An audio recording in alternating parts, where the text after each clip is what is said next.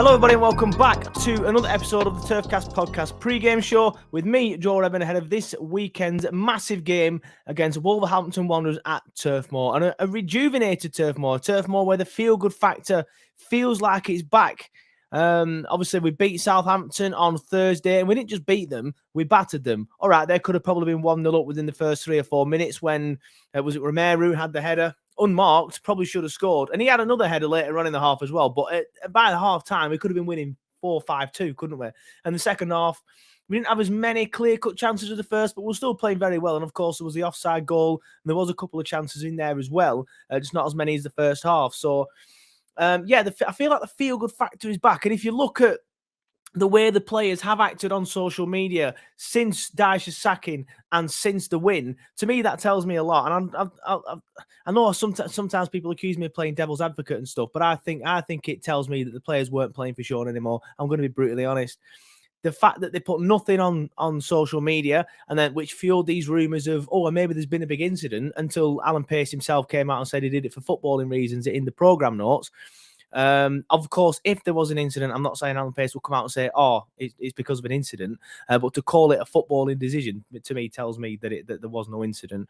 And then the players since then, Dwight McNeil put on together on his Instagram, he put the words together with a picture of him celebrating, I think it was Connor's goal. And then a lot of the interviews, the post-match interviews, a lot of the players mentioned the word like shackles off and things like that and freedom. So that tells me a lot about the way that Dyche's sort of like tenure has ended, I think. Obviously, taking nothing away from him, and I never ever will. What he achieved at the club's been fantastic, and we only owe him a lot of things. You know, he's given us the best 10 years of probably most of our lives as Burnley fans. Who knows? We could progress from here, and if we stay in the Premier League, I think we might do. But you know, we've got to focus on the task in hand. But we've put ourselves in a very, very, very good position. The gap is now down to 1 point. We get a point against Wolves, and we go above Everton, who play at 4:30, I think, on Sunday, the same day that we play. So it's all to play for, but we've been here before, haven't we? This is my worry. I have got carried away myself this week. I'm not going to lie. I'm sure you all have as well, by sort of like looking at how far we can get up the league table now. I've been looking at Leeds United fixtures and thinking, well, they can get dragged into it because they've got Palace away next. Then they've got 3 definite defeats when you look at the fixture list, and then they have 2 massive games towards the end of the season. I think they finish on the last day of the season at Brentford, who with Ericsson, look a completely different side. They're completely rejuvenated. He is brilliant, and he just fits into their system perfectly. And I think he's the reason. I think I said it on one of the podcasts recently. I was worried that he would come in and sort of turn Brentford into a different side, and that's exactly what he's done. He's scored goals, he's got assists, he's just made them tick. Everything goes through Ericsson now for Brentford, so that's not going to be an easy game for Leeds on the final day. I can't remember who they play the second to last game of the season. Off the top of my head, I think it's Watford at home. I might be wrong, but I seem to remember looking at it thinking, they'll probably win that one, unfortunately. So yeah, I have been getting carried away, but the point I'm trying to make is we've been here before. Remember that home game against Leicester? If we'd won that game, we'd have gone out of the relegation zone for the first time since September, however long it is we've been in it. And we didn't show up. It was another game where we didn't show up. All right, they had Maddison and Vardy, and they played very, very well. Who then just, I think Vardy played that 2 games, didn't he, and then got injured again. So yeah, we need to make sure it's not another false dawn, because we've been here before. After the Everton game, we were all thinking, right, kick on now against Norwich and beat Norwich. We didn't show up.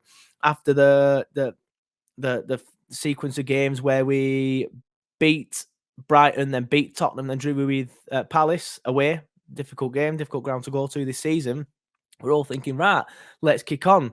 And then we just lost, 4 in a row? So we need to make sure that this isn't the case again. Mike Jackson needs to do what he's been doing. He himself has come out and said he's not really changed too much. He's just reminded them of who they are. And whatever he's doing, it's worked. There's a bit of debate around him getting the job. I've seen somebody say, give him the job now. No. I've seen somebody say, give him the job until January and then reassess during the World Cup, because obviously the World Cup starts in December, doesn't it? Again, that's just silly. For me, keep doing what you're doing. If I'd give him the job till the end of the season, just to give you, as in the club, enough time to get a replacement for Sean, it's doing well. So why would you bring a replacement in now? Say, for example, Wilder came in tomorrow. Obviously, it's not going to be Wilder now. He's come out and said it isn't, but just using him as an example. Say if Wilder came in tomorrow after the match and we announced him on Monday, for example, Why would you do that, especially if we win the game tomorrow? Obviously, I'm recording this on Saturday, so when I say tomorrow, I'm referring to the Wolves game, obviously. So why would you then upset the apple cart by bringing a new manager in now when we've done so well with Jackson? I would keep I'd just keep Jackson there till the end of the season. I'd secure a new manager behind the scenes. Just don't bother announcing it. Don't bother bringing him in. Obviously, if he's contracted to another club, you could do it a similar way to what Man United and Ten Hag have done, because he's still at Ajax until the end of the season. So he could do something like that. That's what I do, because Jackson's done very well so far. We've looked very good in the 2 games that he's taken charge of. We should have won down at West Ham. If it wasn't for the missed penalty, we probably would have done. And then we were fantastic against Southampton. All right, it's the Southampton side that's on the beach, and we've nothing to play for. But still, they've still got some good players in there. They had a few chances that they probably should have scored from. Whether it's poor attacking play by them or great defending and goalkeeper play by us, that's a different debate. I think it's a mixture of both, if I'm being honest with you. The Charlie Taylor block was superb, but was it Che Adams? It took far too long. And the one that dropped to Che Adams as well, around 6 yards out, and he just hits it straight at Pope. Yes, it's a good reaction save from Pope, but he's got to score that. It's taken too long. So I am a little bit concerned that we do still seem to be leaking chances. But at the end of the day, it was a clean sheet, and it was a very impressive win. So we can only take confidence from that. My next concern is Wolves. They actually have something to play for. They can still get Europe. And they have some very, very good players, although they do have a few injuries. Now, I do have an interview coming up with a Wolves fan, but bear in mind I recorded this interview on Thursday. Wolves have since come out and said, I think Neves is injured, so I think I do chat to the Wolves fan. It's called Davies from Talking Wolves. I do chat with him about Neves a little bit and how good he is. I'm going to leave it in because I don't want to edit it out. But I believe he is injured now. I saw something on social media saying he is 90% certain to miss the game. So that's good for us, obviously. They've got a few injuries, but they are good players, regardless of who they bring in. They're a good side. They've got a very, very good manager, who I didn't think was that good at first. It says more about me than anything else. But I remember when he came in, I remember thinking, I've never heard of this guy. I don't think he'll do too well. And then they lost the first 3 games. And I remember thinking, well, Wolves are going to be bad this season. But they've turned it round. So credit to Bruno Lage and his team, because they have been fantastic this season. But yeah, that's pretty much it from me. I'm going to bring in Dave now. He's from Talking Wolves. And of course, we look ahead to the game at Turf Moor, Burnley versus Wolves. And just like that, joining us from Talking Wolves is Dave. How you doing, mate? You all right? Yeah, I'm good, mate. How are you? Yeah, all good, mate. So, obviously, quite a lot in the Burnley world at the minute in terms of news. What are your thoughts on it all? Interesting, mate. I was very shocked about the Dyche news, personally. I think you're in a little bit of trouble. I'll be completely honest, but I don't think stuff like this it helps the situation. I suppose. I think Wolves are in a pretty similar situation. The last time we were in the Premier League with McCarthy, yes, we were in the bottom 3, but I couldn't see anybody else that was going to get us out of that mess, really. So, yeah, it's going to be interesting to see what happens, and who you bring in to replace him. But I remember we spoke a couple of weeks ago, and you told me the wages and the numbers that he was on, and I couldn't believe it. So, yeah, I mean, his payoff must have been mega, to be fair. Yeah, well, obviously, it's one of them, isn't it? A lot of Burnley fans have been saying that. Obviously, you don't pay out the full contract. They'll come to some sort of agreement, but it might even end up in court. Who knows? I don't know what's going on behind the scenes and stuff. There's been a few people suggesting that maybe something might have gone on that we're not being told. But Alan Pace has come out and basically said that 4 wins all season is not enough, not good enough. So it sounds to me like maybe now it was a footballing decision. So yeah, it's interesting, though. Do you think we'd have been better off keeping him then? Because we were going down regardless, I feel.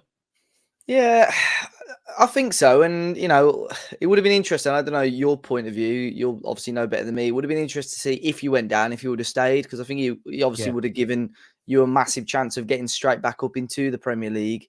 But yeah, I don't know. Like you said, it could have easily been something behind the scenes. And then it's just up to you guys now in terms of bringing in a manager who is capable of, bringing you back up. I know I've seen Wilder mentioned quite often. I don't know who the favourite is right now, but I think, that's a pretty solid option. But I think Dyche would have done the job. But I'm intrigued to see what his next move is now. Yes, he's done okay in the Premier League, but, no disrespect to him and Burnley. They've always been sort of that down by that. You had a good season when you got into Europe. You've always sort of been in and around the bottom half of the table. And I know you haven't had the money there, But I'll be intrigued to see if a Premier League team is going to take the punt on him, or if he's going to have to almost rebuild himself from a top end Championship side. Yeah, it'll be interesting where his next job is. I think he deserves a Premier League game, Premier League job. I do think he deserves that. Whether or not someone will take a punt on him, like you say, it's a different sort of thing. Yeah, we finished 7th one season. I think we finished 10th 2 seasons as well. But majority we have been down there. But I don't necessarily think that's his fault. He's played a part of it in certain seasons, being stubborn. This season, the perfect example. But yeah, it'll be interesting to see. I think West Brom have been sort of like linked. I think you can do better. No disrespect to West Brom. I know you don't particularly like West Brom, but I think you can do better than West Brom. But there'll be another team going for promotion in the Championship next season, so that might suit what he wants to do. We'll see. There's been a few rumours about Everton as well, but Lampard in there now. I can't really see that happening, to be honest. But it's interesting. I think you'll an outsider looking in. For me, like it's the way he does things that I think he might struggle with. Like, you're not allowed to wear ripped jeans, you know. Maxwell Cornet was apparently banned from driving into training in his Lamborghini. You know, he just doesn't like flashy sort of thing. You're not allowed to wear headphones on the coach. You know, your shirt's got to be tucked in, all that bollocks. Could you imagine John Dyche telling Rich Arlison, you're not allowed to wear ripped jeans, mate, and take the headphones off? It ain't going to work, is it? So it's too old school. I've listened to podcasts before and of managers saying that to players. You know, they get a lot of money. They're going to want to spend their money on Lamborghinis or Range Rovers or whatever. I've heard stories before when players have rocked up to training grounds and managers have taken keys off them and stuff. And for me, that's just going to wind players up more. And you know, so yeah, I think it's an old school way. But you're right. You know, at times it works when managers are stubborn, but there are a lot of instances where it backfires on them. Yeah, I can't see him being able to do that pretty much anywhere else. Maybe in lower half Championship team if he did want to go there. But I think anywhere else, I just can't see it working. Let's talk about Wolves versus Burnley then. Just for full transparency for listeners and viewers, we are recording this on Thursday before the Southampton game, so fingers crossed we've got a win there. But you're not playing this midweek, are you? No, we didn't play last weekend either. So we were meant to be playing City. Obviously, they were in the cup, and teams had games in hand on us, so we've not played. So this is going to be our first game in a couple of weeks, over 2 weeks actually. So I don't know if that's a good or bad thing, really. It's one of them. Like, we were in that position when games kept getting called off for COVID, and everyone's like, "Oh, you're going to be so fresh," but we just weren't. We were just rusty. But I think we've just looked rusty all season. I think we're just crap. If I'm going to be honest with you, I just think that's the thing. So it can work one or two ways. If we get a win tonight against Southampton, obviously I won't speak about this too much because it's going to be out of date by the time I put this out. We can go into the Wolves game bouncing and probably in a better position, even though we've only played 3 or 4 days earlier, because, you know, you take that momentum into that game, fingers crossed. But talk to me about your season then, because I was talking to a Wolves fan at work yesterday, and I said to him, you're going to be on the beach, and he kind of agreed. And then I checked the league table, and I look, and you're 8th. So you can still get in is it the Conference League, probably even the Europa League, depending on, in fact, not the Europa. In fact, yeah, if you finish 7th, we could still get in the Europa League this season, won't you?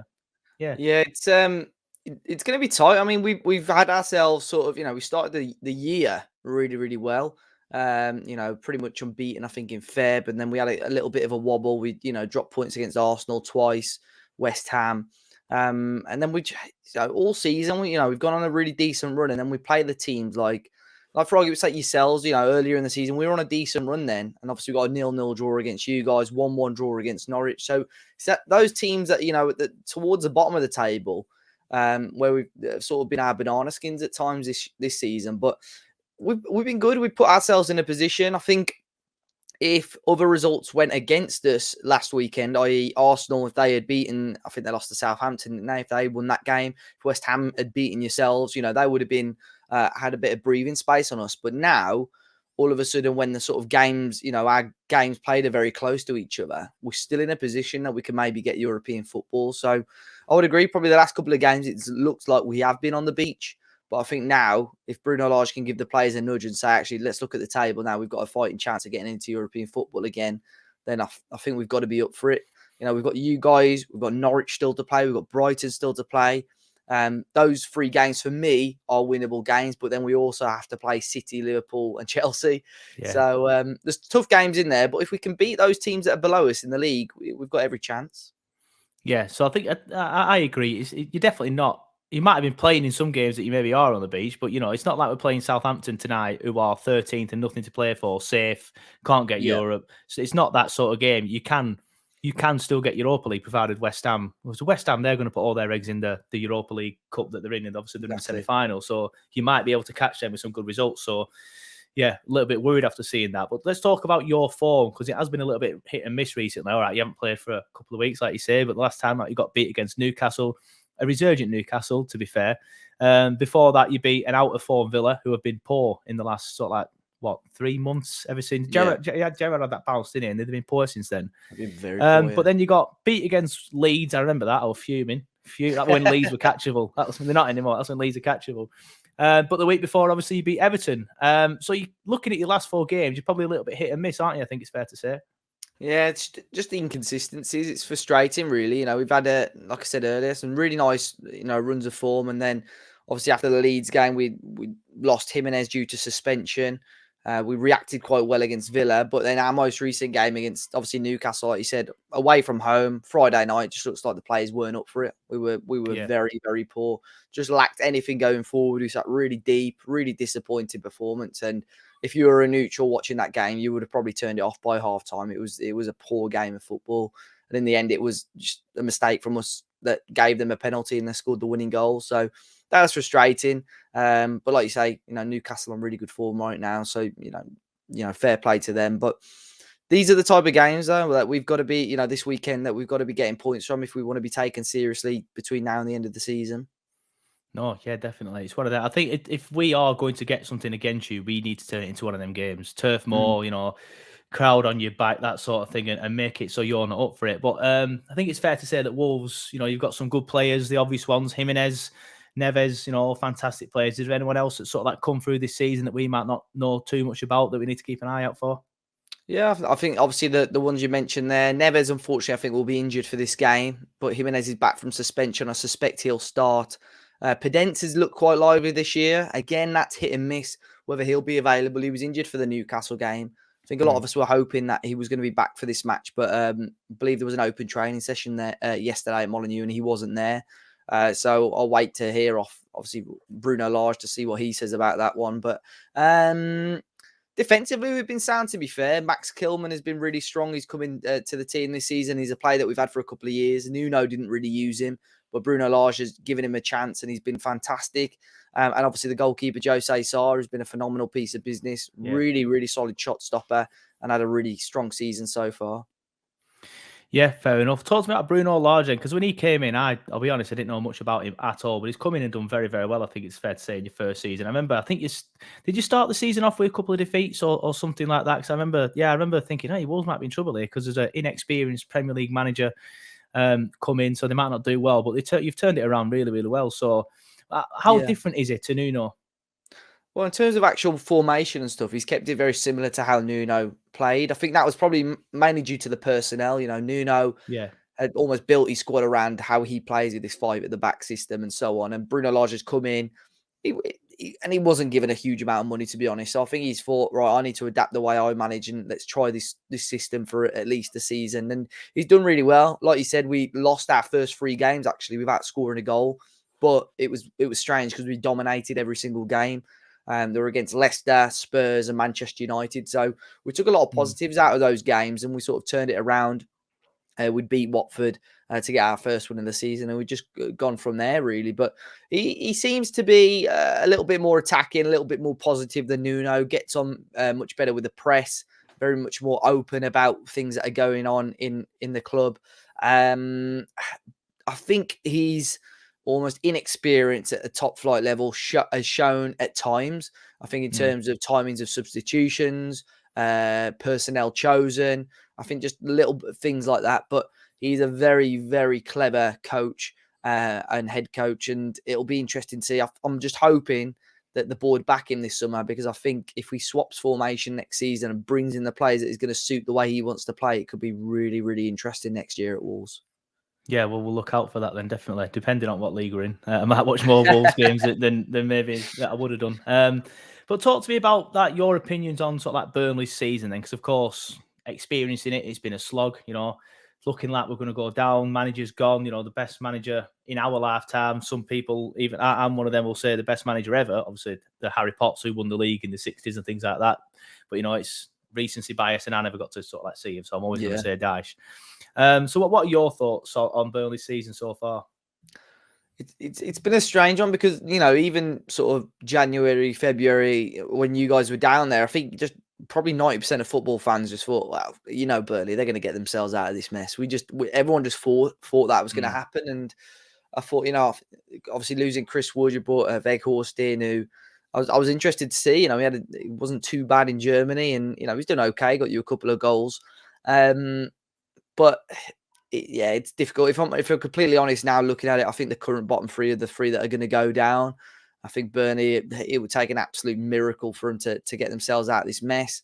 And I think there was a lot of people that were intrigued and interested to see Everton get sucked into it and possibly see Everton go down. And I think where the teams like Leeds, like Everton, have just grinded out these narrow results, Burnley are only picking up the draws or losing out narrowly, so Burnley, are coming close, but these other teams are grinding out the 3 points where you guys are only getting the one. So, they've sort of got away from you now. So, yeah, it's disappointing. And obviously, with Dyche going as well, I think next season for you guys, a big rebuild. It'll be interesting to see how the board react to it as well, because I think it's been no secret that you guys probably needed to invest a little bit more, maybe, or back the manager a little bit more. So maybe next season might be the wake-up call that the club need. Yeah, I think if we do go down, I think we'll need to, with the way that the club's been bought. I think it's going to be a case that we have to spend to get back up before the parachute payments run out. But that's a different debate. But I know what you're saying. We have had good results. Even last time out against West Ham, it's a good result getting a draw down at West Ham, drawing at your place. We drew at Southampton. We drew at Arsenal, Chelsea. So we have had good results. Beat Tottenham at home, but it's just been too few and far between. And then most of the time we'll play Brentford away, for example, Newcastle away, Leeds away. They just don't show up. Norwich away, they just don't show up. They were pathetic against Norwich away. They really, really were. So there's been too much of that this season. Definitely, there's been too much of that this season. Looking towards the game, then, what sort of game are you expecting at the Turf on Sunday? I think it's going to be tricky for Wolves. Like I said earlier, we haven't played for 2 weeks, so I don't know which Wolves are going to turn up. We might get a Wolves that are going to be like we said, like fresh, fit, ready to play. We've had no international break. They're going to come into it and hopefully try and attack you guys a little bit. In away games, we tend to let the home side have the ball a little bit more, especially in the opening stages, and we sort of grow into the game towards the end of the first half. But we've been a little bit goal shy. Since the turn of the year, we've been a little bit better. But, you look at our goals scored throughout the whole season, we've been a little bit disappointing. So, yeah, I'll be interested to see how we play. Against Newcastle, there was no outboard. It was just centre-back trying to hoof it up to Fabio Silva, who was against Dan Burn, and that was never going to work. So, I don't think Wolves will try that again against Burnley. They're probably going to try and want to play a little bit more football. And, I'm hoping it's going to be a little bit more of a positive performance and hopefully a little bit better for us Wolves fans to watch. Yeah, well, hopefully it is, a good game. But just looking at, you mentioned then that you've not scored many goals. Just looking here on the league table, you've scored 33. So I was thinking, that is quite low. But I looked at Burnley, it's even less. Obviously, you probably would expect it will be less on 26. The second lowest scorers in the league, only Norwich have scored less. So can't see there being many goals at the Turf on Sunday. I think if someone's going to win, it's going to be 1-0 or something like that. But what's your predictions for the game? Yeah, I think it's going to be a close game. Like you said, looking at the table, Burnley have only actually lost one more game than Wolves. It's just the draws for you guys, like you said earlier. Letting you down. I'm going to back a Wolves win. But I'm going to go with 2-1. 2-1 Wolves.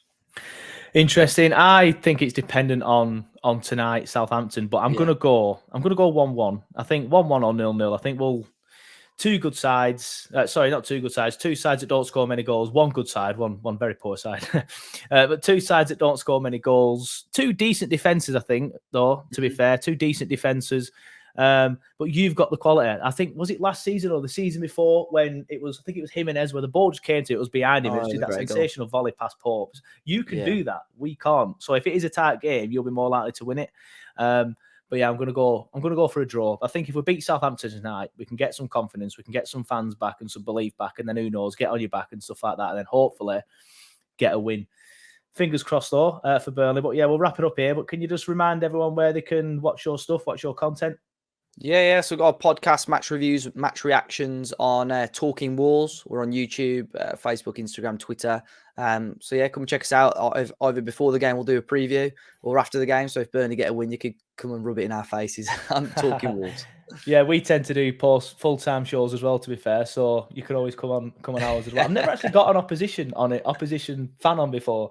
So that'll be an interesting development if Burnley win. I don't think I'd do it if Wolves had won. But thanks for coming on. And I'll speak to you, fingers crossed, next season. If not, we'll hope for an FA Cup draw. Yeah, I hope so, mate. All the best.